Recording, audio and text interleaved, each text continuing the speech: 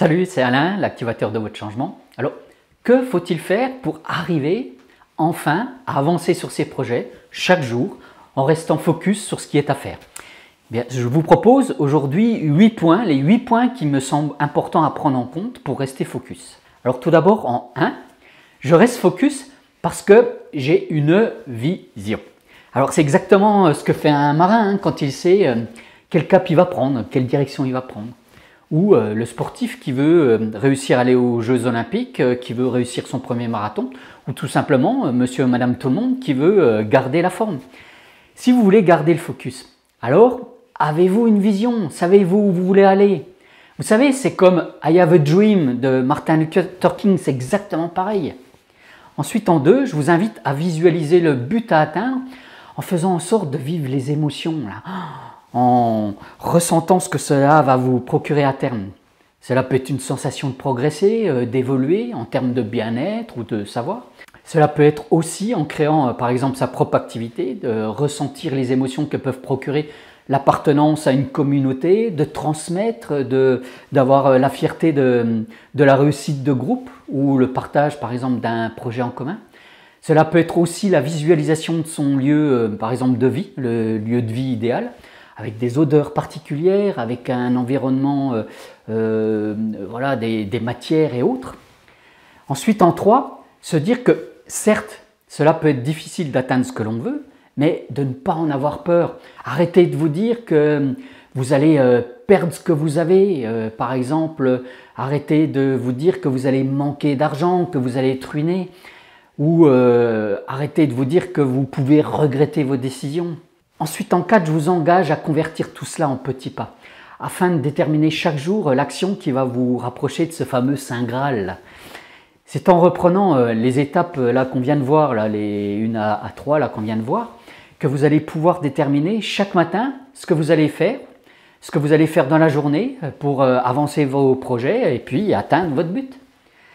Et de prendre également le réflexe d'écrire tout cela, c'est le point numéro 5. En effet, il y a pas mal d'études récentes là, qui ont été faites, notamment par des universités américaines, par exemple celle de Princeton, mais aussi celle de Californie, qui démontrent qu'écrire engage finalement différentes parties de notre cerveau et que cela nous permet ainsi de mieux ancrer les choses, mieux les mémoriser, tout en permettant d'avoir une meilleure compréhension. Je suis un fervent utilisateur des outils électroniques, oui, je l'avoue. Mais j'avoue que depuis que je prends du temps pour poser sur papier, avec un crayon, ce que j'appelle le mode BIC, tout ce que je veux faire et autres, j'ai passé un nouveau cap dans mon focus quotidien. Alors bien sûr, le chemin n'étant pas rectiligne, en ligne droite, il va être nécessaire, comme le fait un marin, de réadapter votre cap. Et c'est le point numéro 6.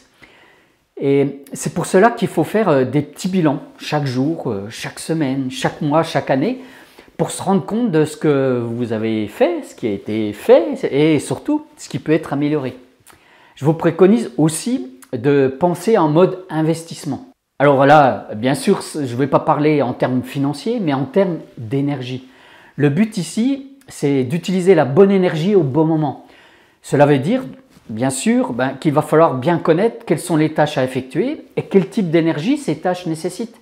Il est évident, je pense que vous serez d'accord avec moi, qu'il ne faut pas la même énergie quand on a besoin de concentration, de créativité, quand on a besoin d'avoir de l'écoute active ou de réflexion, ou pour animer un groupe, ou bien sûr tout simplement pour lire ses mails.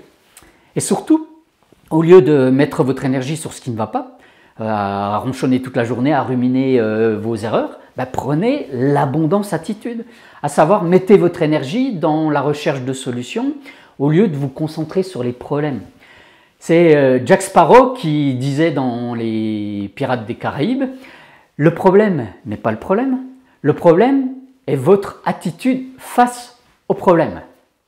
Et enfin, le dernier point pour être focus, c'est le point donc numéro 8, dites-vous, je ne me laisse plus distraire. Cela semble tellement évident et pourtant combien de personnes rentrent par exemple en réunion avec leur portable allumé ou même chez un client. Si vous avez besoin de vous concentrer, d'être attentif à ce que vous voulez faire, si vous voulez avancer vite mais bien, vous devez vous mettre dans un environnement propice à ce que vous voulez faire. en coupant toutes les distractions, genre réseaux sociaux, genre les emails, genre des bruits ou des personnes qui viennent vous perturber. Et bien sûr, tout ce qui peut attirer votre attention. De la même façon qu'on ne lit pas ces SMS en conduisant, vous devez prendre le réflexe de vous isoler des bouffeurs de temps. Il vaut mieux travailler 1 heure en mode coupé du reste du monde que 4 heures finalement en étant interrompu à tout va, à tout bout de champ. Alors pour compléter tout cela, j'ai créé un guide gratuit qui va vous permettre de garder le focus et qui va vous permettre de réussir tout ce que vous voulez atteindre. Alors si cela vous intéresse, il suffit d'utiliser le lien là, qui va apparaître quelque part au-dessus de la vidéo là, ou je vais vous mettre aussi le lien dans les descriptions aussi dessous. Bien sûr, si vous avez aimé cette vidéo, donnez-moi un bon coup de pouce là et partagez-la.